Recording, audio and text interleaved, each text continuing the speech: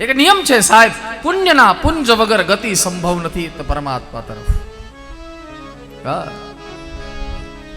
જે પરમાત્મા સુધી પહોંચે પુણ્યની પ્રબળતા બહુ જોઈએ.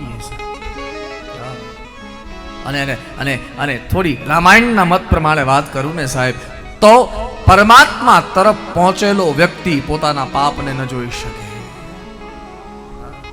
જેની દ્રષ્ટિ પરમાત્મા તરફ છે એ પાપને ન જોઈ શકે.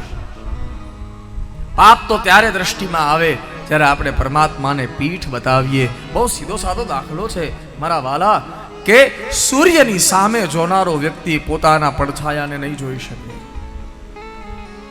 પડછાયો તો ત્યારે દ્રષ્ટિમાં આવે જ્યારે આપણે સૂર્યને પીઠ બતાવીએ. એમ પાપ ત્યારે સામે આવે જ્યારે આપણે ઈશ્વરને પીઠ બતાવીએ. હા, રામાયણમાં ભગવાન રામ બોલ્યા છે, જ્યારે વિભીષણને માનભંગ કરીને રાવણે મોકલ્યા, ભગવાન રામના શરણે આવ્યા વિભીષણ. ત્યારે સુગ્રીવ, નલ, નીલ, જાંબુવંત બધા થોડા સજાગ થઈ ગયા, એલર્ટ થઈ ગયા કે રાવણનો ભાઈ આવે છે.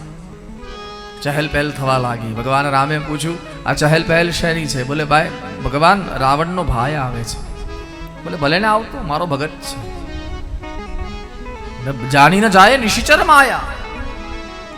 આ નિશિચરોની માયા જાણવી બહુ કઠણ છે.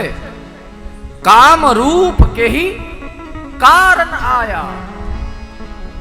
બોલે ભગવાન તમે સુરદ છો ને એટલે તમને બધા સારા દેખાય, તમને એમાં એનો ભગત દેખાય છે, પણ અમને એમાં રાવણનો ભાઈ દેખાય છે. કપટ કરશે તો?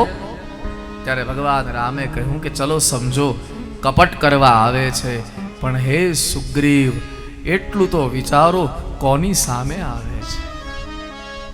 મારી સન્મુખ જે જીવ થાય, સુંદરકાંડની ચોપાઈ છે, મારી સન્મુખ જે જીવ થાય એના 1 કરોડ જન્મના પાપ બાળીને ભસ્મ કરી નાખું છું. ભગવાન રામ બોલ્યા છે.